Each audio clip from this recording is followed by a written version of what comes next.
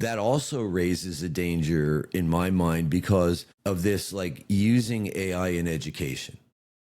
And they've got a couple of schools, and there's one I read about, I think it's in San Francisco. But anyway, there might be another one in Texas. But the idea is that these kids, and they're probably junior high by this point, I don't think it's elementary school, but they go to this school, and for like 2 hours, they sit in front of a computer with the AI, and then the rest of the day is free form, almost like a Montessori thing, where they and in that one story, this one 14-year-old kid was proudly showing off the pitch deck for the product that he had developed, and I'm like, this is education. That the result of spending $65,000 a year to send your kid to an AI run school is that at 14 years old, they're able to craft PowerPoint slide decks. I'm not sure that's not what I consider to be an education.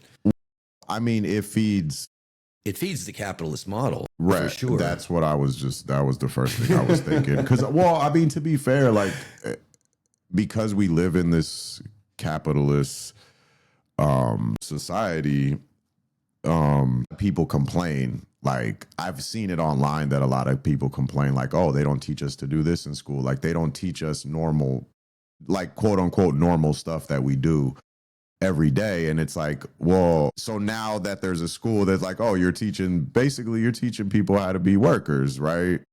Well, yeah, I guess it removes the illusion that we were trying to teach you something useful, like reading, writing, and arithmetic and English. And correct. Yeah. Instead of like, oh, people say, oh, well, we spent time in history, but like no one taught me how to do my taxes or balance my checkbook or whatever. And it's like, well, yeah, that doesn't. Well, you know, and again, I had just, I read that article, and then I put that in my saved articles to when I get to that particular point of like my project of writing, you know, that area of how AI is being used. I said, okay, let me stick it in there.